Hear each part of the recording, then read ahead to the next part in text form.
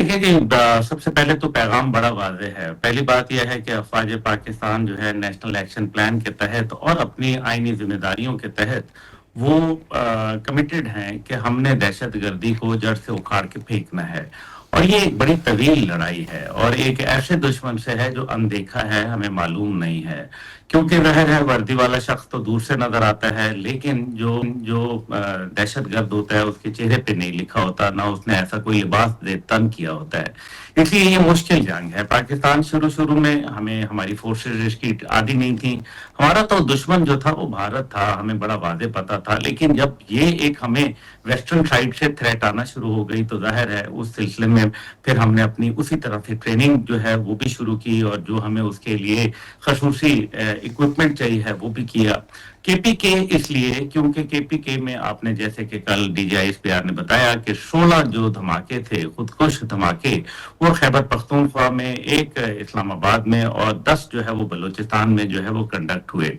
जो एक निजी रिपोर्ट के मुताबिक एक इस्लामाबाद के थिंक टैंक के 74% दहशतगर्दी के वाकयात में एक साल में इजाफा देखने में आया। ये बहुत बड़ी बात है।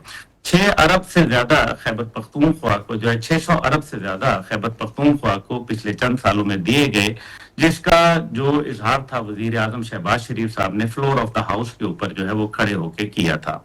लेकिन उसके बाद काउंटर टेररिज्म डिपार्टमेंट की जो कारकर्दगी थी वो इंतहाई कमजोर रही और हद ये है कि बन्नों के अंदर जब काउंटर टेररिज्म डिपार्टमेंट के थाने के ऊपर दहशतगर्दों ने हमला किया और तमाम अमले को यरगमाल बना लिया तो पूरे सूबे की जो सिक्योरिटी थी, जो उनके पुलिस थी या दीगर सीटीडी थी, वो नाकाम रही और फिर नतीजा ये हुआ कि एक एसएसजी के जो कप्तान साहब थे वो अपने चंद साथियों के हमरा गए और तमाम अमले को जो है बाहिफाजत छुड़ा के ले आए।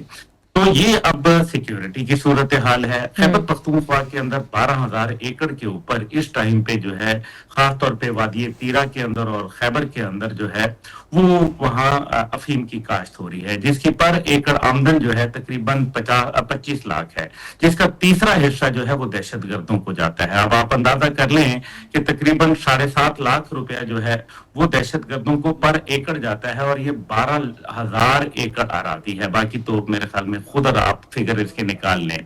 इसके बाद जो है वो सूबा जो है वो ये कहता है कि जी हम तो दहशतगर्दों से बात करेंगे, जिसके ऊपर जो है वो डीजीआईएसपीआर ने बड़ा वाज़ेह कहा कि बातचीत तो हम 2021 से उनके साथ कर रहे हैं मुख्तलिफ तरीकों से, लेकिन क्या वो किसी चीज को मानने के लिए तैयार हैं? तो फिर अगर बातचीत से मामलात नहीं हल हो रहे तो फिर क्या किया जाए? लेकिन यही हैरान कुन बात, इसमें जो बड़ा अहम नुक्ता है वो ये है कि एक ऐसी हुकूमत जो उन दहशतगर्दों से बात करना चाहती है जो इंटरनेशनली टेररिस्ट डिक्लेयर हुए में हैं, जो हमारे बच्चों को जो है वो अल्लाह माफी दे ज़िबा करते हैं, जो हमारे औरतों के चीथड़े उड़ा देते हैं, जो हमारे फौजियों को जो है वो शहीद करते हैं, और उनसे हम बातचीत करने के लिए तैयार हैं। लेकिन हम जो है वो हुकूमत पाकिस्तान, जिसके ऊपर चलो यही इल्जाम है ना ज्यादा कि जी करप्शन होगी, यही एक बात है ना। उन्होंने दहशतगर्दी तो नहीं की, उन्होंने कोई खुदकुश हमले तो नहीं किए, उन्होंने कोई पाकिस्तान के खिलाफ तो कोई कार्रवाई नहीं की, कोई हिंदुस्तान के वो फितना तो नहीं है, तो फिर ऐसे लोगों के साथ बातचीत नहीं करना चाहते। अब ये दो बड़े अहम मौक़िफ़ हैं। तीसरी बात, क्या तहरीके इंसाफ के अंदर कोई डिवाइड पैदा हो गया है? क्योंकि उनके वजीर आजम जो थे और उनके लीडर उस जमाने में जब नेशनल एक्शन प्लान बना था तो उस टाइम पे राहील शरीफ साहब आर्मी के सरबराह थे। उन्होंने बकायदा, जो उनके लीडर थे बानी चेयरमैन, उन्होंने दस्तखत किए थे नेशनल एक्शन प्लान के ऊपर, और फिर जब वो वजीर आजम 2018 में बने तो उस वक्त के जो आर्मी चीफ थे जनरल कमर जावेद बाजवा, उनके होते हुए मुतअद्दिद ऑपरेशन किए गए, जिसमें खैबर 1, खैबर 2, रद्दुल फसाद और दीगर ऑपरेशन जो थे वो शामिल थे। ये तो उन्होंने करवाए थे दहशतगर्दों के, तो तब जानी के दहशतगर्दों से बातचीत का मामला नहीं था। अब दहशतगर्दी से जो है वो बातचीत से मामला करना चाहते हैं। अच्छा, फिर जब इन्होंने देखा, आपको याद है कि फिर साबिक डीजीआईएसआई का नाम भी लिया गया। साबिक डीजीआईएसआई ने जब पेशावर में जब वो कोर कमांडर तैनात थे तो वहां फिर उन्होंने एक बातचीत का सिलसिला शुरू किया। नतीजा ये हुआ कि जो एक छोटा सा ग्रुप था टेररिस्ट का, जो कि तकरीबन 400-500 लोग थे, वो एक हफ्ते के अंदर जो है 6,800 के ऊपर उसकी तादाद जा पहुंची, क्योंकि जाहिर है हुकूमत ने उनसे बातचीत का ऐलान कर दिया था। जब हुकूमत बातचीत करेगी तो जाहिर है ऐसे ग्रुपों ان کو تقویت ملتی ہے. آپ بالکل بات صحیح کہہ رہے ہیں محمد عبداللہ صاحب، لیکن یہ مجھے بتائیں کہ 75,000 سے زائد انٹیلیجنٹ بیس آپریشن ہوا ہے، اس کے باوجود بھی دہشت گردی کے واقعات میں تسلسل پیدا ہو رہا ہے. جی، اس میں کوئی شک و شبہ نہیں ہے. اس کی بہت بڑی وجہ یہ ہے کہ دیکھیں افغانستان کے اندر پورے اب آپ کے سامنے جو ہے وہ سگار رپورٹ آئی ہے اسپیشل انسپیکٹر جنرل امریکہ کی 20 سالہ کارکردگی کے اوپر، جس پہ انہوں نے کہا کہ ہمارے 2,500 کے قریب جو فوجی تھے وہ مارے گئے اور اسی طرح 20,700 کے قریب زخمی ہو گئے، اور مایوس کن کارکردگی رہی. $2.43 ٹریلین انہوں نے افغانستان میں جھونکا. ان کے ساتھ دنیا کے 48 ممالک جو تھے وہ معاونت کر رہے تھے. پاکستان کے ساتھ کون ہے؟ دیکھیں، پہلی بات یہ ہے کہ ہمیں جو مشکلات ہیں وہ افغانستان میں امریکی چھوڑے گئے اسلحے کے وجہ سے ہیں، جو کہ بالکل بالکل اکوپمنٹ ہے. میں بلکہ اس میں بھی بات کرنا چاہ رہی ہوں، کتنا بڑا وہ تھریٹ ہوگا پاکستان کے لیے.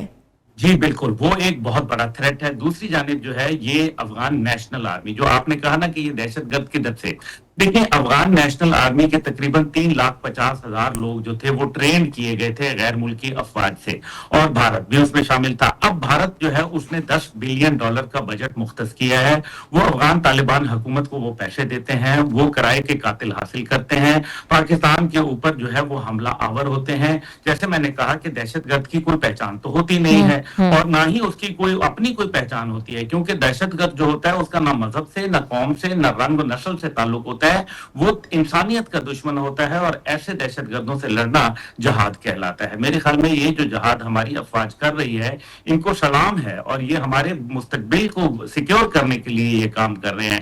اب جو خیبر پختونخوا حکومت ہے، آپ کو یاد ہوگا کہ علی امین گنڈا پور صاحب وزیر اعلیٰ تھے، اور بطور وزیر اعلیٰ وہ یہاں جہاد کرنے پہنچ گئے تھے جی، کفن باندھ کے اسلام آباد. لیکن دوسری جانب پارا چنار کے اندر جو ہے 150 کے قریب لوگ جو ہے وہ شہید کر دیے گئے، بالکل سے عورتیں، بچے، اور جلا دیے گئے. لیکن وزیر اعلیٰ کا کام دیکھیں، وزیر اعلیٰ نے جو عہد کیا تھا، جو حلف لیا تھا، اس کے اندر وہ پارٹی کا حلف نہیں تھا، وہ پاکستان کی حفاظت کا حلف تھا. تو کیا وزیر اعلیٰ اس کے اوپر جواب دہ نہیں ہے؟ اور آج اگر جو ہے سہیل خان آفریدی صاحب جو ہیں، بہتر یہ ہے کہ وہ گورننس کے اوپر زور دیں. بہتر یہ ہے کہ وہ یہ بات کریں کہ جناب ہم جو ہے وہ کس طریقے سے صوبے کے اندر دہشت گردی کم کریں گے. اگر وہ عدم تعاون کریں گے تو کیا یہ فوج جو ہے، جو کہ کوئی پنجاب سے آیا ہے، کوئی سندھ سے آیا ہے، کوئی کشمیر سے، کوئی گلگت بلتستان سے، کوئی جو ہے وہ بلوچستان سے آیا ہے، اور خود خیبر پختونخوا ہے، یہ کیا اپنی ذات کی جنگ لڑ رہے ہیں؟ نہیں. آرمی جو آرمی کے ترجمان ہیں، انہوں نے یہی بولا کہ یہ جنگ فوج کی نہیں ہے، یہ پورے ملک کی جنگ ہے، اور کوئی وار اینڈ ٹیرر پہ کوئی کمپرومائز نہیں ہوگا. اچھا مجھے اور میری جنگ ہے. جی بالکل. اچھا مجھے آپ سے ایک بات بہت امپورٹنٹ یہاں پوچھنی ہے. پاکستان کو ایک طرف ویسٹرن بارڈر سے تھریٹ ہے، ایک طرف آپ دیکھیں بھارت کی طرف سے بھی روز ہی کوئی نہ کوئی بکواس چل رہی ہوتی، کوئی نہ کوئی بیانیاں آ رہے ہوتے ہیں ان کو.